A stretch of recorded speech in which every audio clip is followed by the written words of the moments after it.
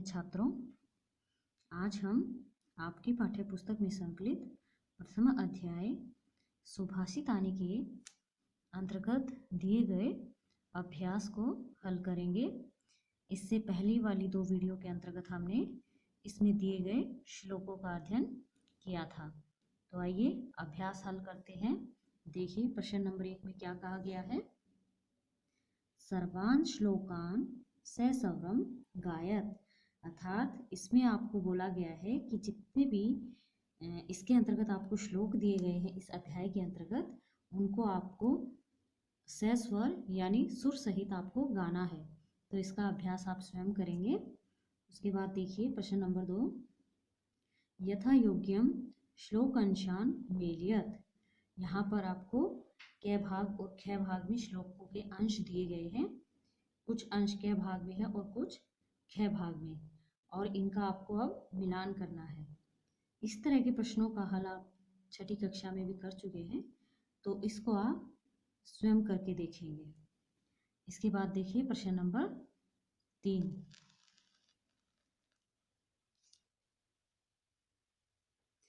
एक पदेन उत्तरत, यानी एक पद में उत्तर देना है।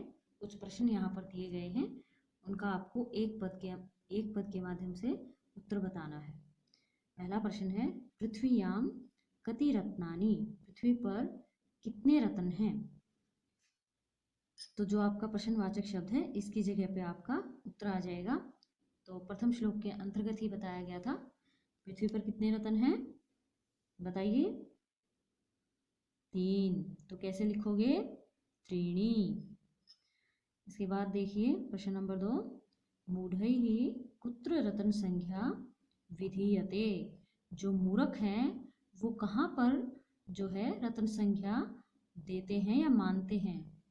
अर्थात कौन सी ऐसी चीजें हैं, श्लोक में हमने अध्ययन किया था ना, जिनको जो मूर्खों के द्वारा है महत्व दिया जाता है और उनको ही रत्न माना जाता है। क्या थी वो, पाषाण खंडेशु, पत्थर के टुकड़ों को, यानी हीरे जवाहरात। नेक्स्ट देखिए, पृथ्वी केन धार्यते, पृथ्वी किसके द्वारा धारण की गई है, सत्येन, सत्य के द्वारा। इसके बाद कई ही संगतिम कुर्वीत, किसकी संगति करनी चाहिए, सद्भिः, कई के स्थान पर क्या आ जाएगा, सद्भिः, सज्जनों की। इसके बाद लोके वशीकृति का, संसार में जो वशीकरण करने वाली शक्ति है वो क्या है, क्षमा, यानी माफ करना। तो का की जगह पे क्या आ जाएगा, क्षमा। प्रश्न नंबर 4, रेखांकित पदानि अधिकृत्य प्रश्न निर्माणम कुरुत, यानी जो रेखांकित पद है उसको आधार बनाकर आपको प्रश्न निर्माण करना है। तो प्रश्न निर्माण से पूर्व कुछ प्रश्नवाचक शब्द हैं वो आपको पता होना चाहिए, और वो देखिए क्या है।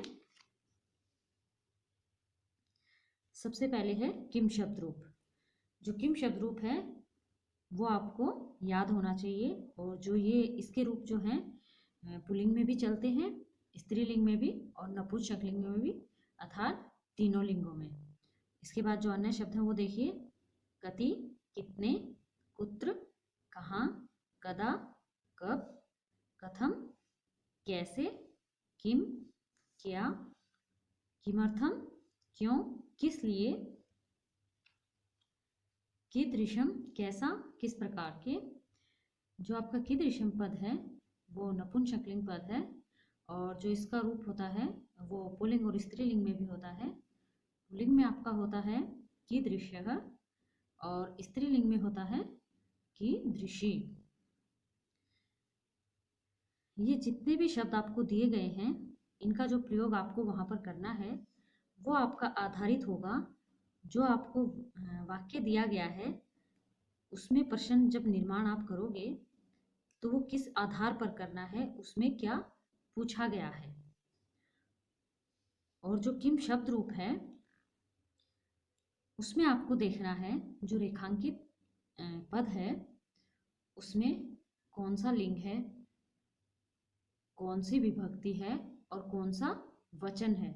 फिर उसी लिंग, वचन और विभक्ति का जो रूप किम शब्द रूप के अंतर्गत दिया होगा उसी का प्रयोग आपको उस पद के स्थान पर करना है। देखिए उदाहरण के द्वारा समझिए इसको। जैसे पहला वाक्य है सत्येन वाति वायुः।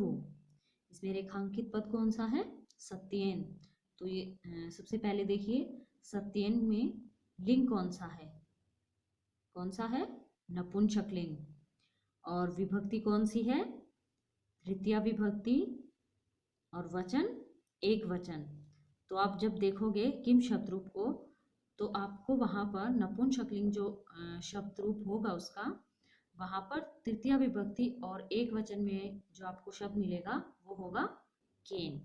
तो आपको सत्येन के स्थान पर लगाना है केन। और सबसे जरूरी बात, जब आप प्रश्न निर्माण करोगे प्रश्नवाचक शब्द लगा दोगे, वाक्य को लिखोगे तो उसमें अंत में प्रश्नवाचक चिन्ह लगाओगे। ठीक है। उसके बाद देखिए शब्दी ही एव सह आसीत, सज्जनों के साथ ही बैठना चाहिए। जो आपका शब्दी ही शब्द है वो है आपका तृतीया विभक्ति और बहुवचन। तो यहाँ पर किम शब्द रूप का जब आप देखोगे अध्ययन करोगे तो वहाँ पर आपको तृतीया विभक्ति और बहुवचन में मिलेगा कई ही। तो कई ही यहाँ पर लगाओगे और इसके बाद प्रश्नवाचक चिन्ह। इसके बाद है वसुंधरा बहुरत्ना भवती। वसुंधरा प्रथमा विभक्ति एक वचन और लिंग कौन सा है? स्त्रीलिंग। तो यहाँ पर आएगा का और बाद में प्रश्नवाचक चिन्ह। इसके बाद है विद्यायाः संग्रहेषु त्यक्तलज्जः सुखी भवेत्।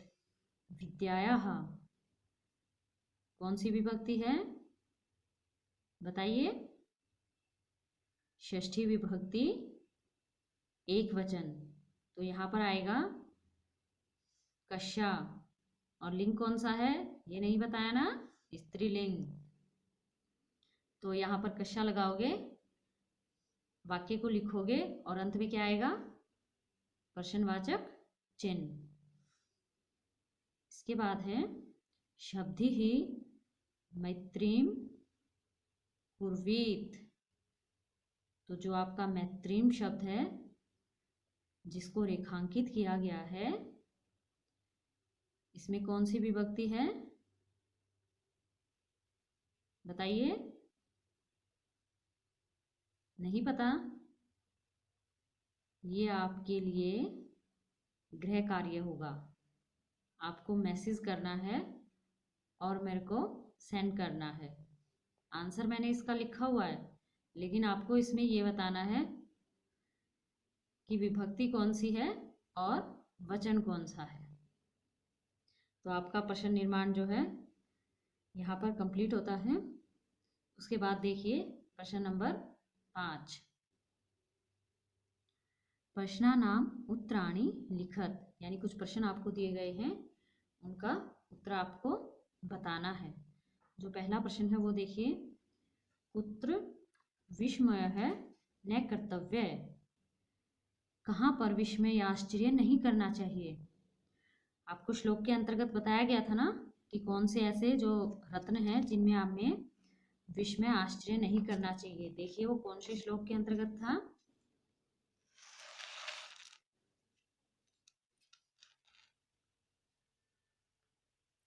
ये देखिए आपका श्लोक नंबर 3।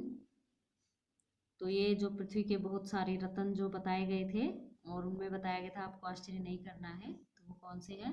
दाने तपसी शौर्य च विज्ञाने विनये नये विस्मयो न ही कर्तव्यो।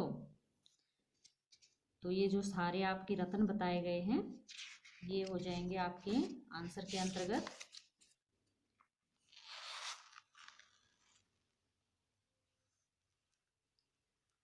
सभी रत्नों को आप कुत्र के स्थान पर लिखोगे और उसके बाद आपका आ जाएगा विस्मय है न कर्तव्य है। उसके बाद देखिए प्रश्न नंबर 2। पृथ्वीयाम त्रीणि रत्नानि कानि। जो पृथ्वी पर 3 रत्न हैं वो कौन से हैं? प्रथम श्लोक के अंतर्गत ही बताया गया था ना। ये देखिए, पृथ्वीयाम त्रीणि रत्नानि जलम अन्नम सुभाषितम।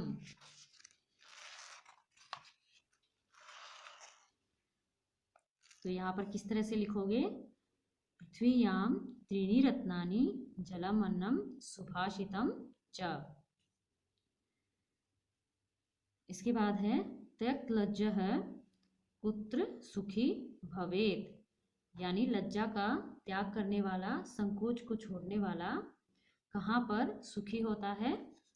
ये देखिए आपने श्लोकों का अध्ययन किया था ना, अच्छे से करवाया गया था।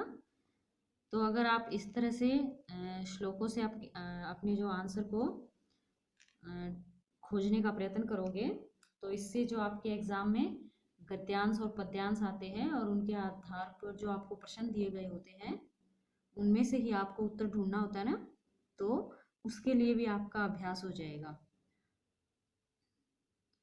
तो इसका आंसर देखिए श्लोक नंबर 5 में, धन धान्य प्रयोगेषु विद्यायाः संग्रहेषु च आहारे व्यवहारे च त्यक्त लज्जः सुखी भवेत्। ये सारा का सारा श्लोक जो है आपका उत्तर के अंतर्गत आ जाएगा। इसका अर्थ मैंने आपको श्लोक अध्ययन के समय बता दिया था।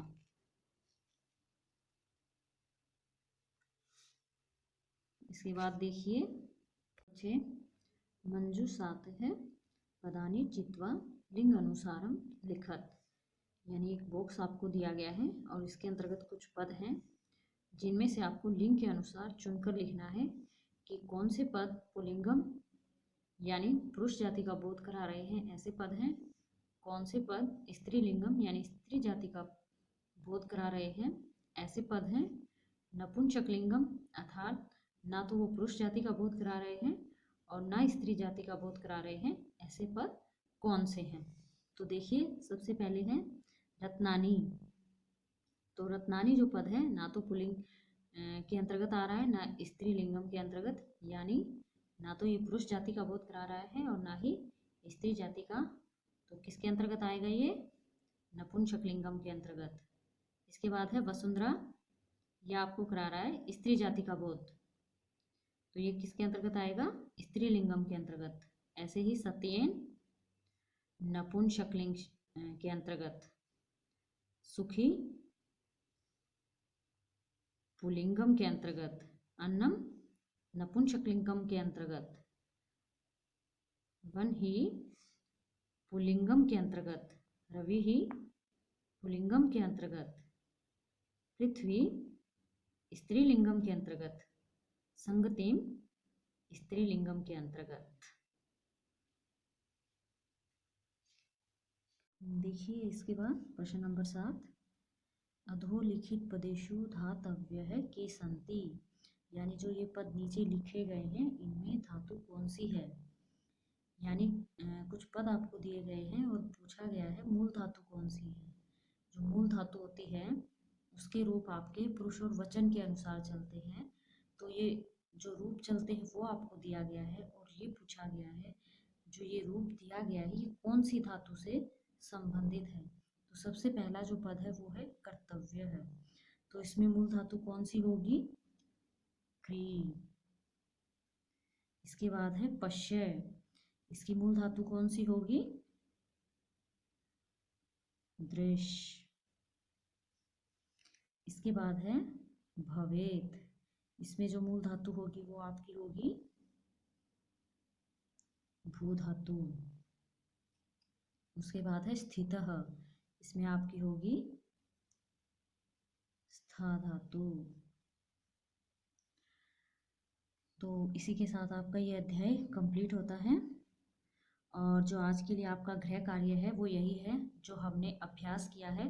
एक तो उसको अच्छे से करना है, समझने का प्रयत्न करना है और अपनी जो है फेयर कॉपी में उसको करना है, और साथ ही इसके जितने भी शब्दार्थ आपके दिए गए हैं पाठ्य पुस्तक के अंतर्गत वो सभी लिखने हैं, ठीक है। और कुछ भी नहीं समझ में आ रहा है, इसमें से कुछ भी ऐसा है जो आपको समझ में नहीं आया है, तो आप जो है मैसेज भी कर सकते हैं या कॉल करके भी पूछ सकते हैं। तो आज के लिए बस इतना ही। धन्यवाद।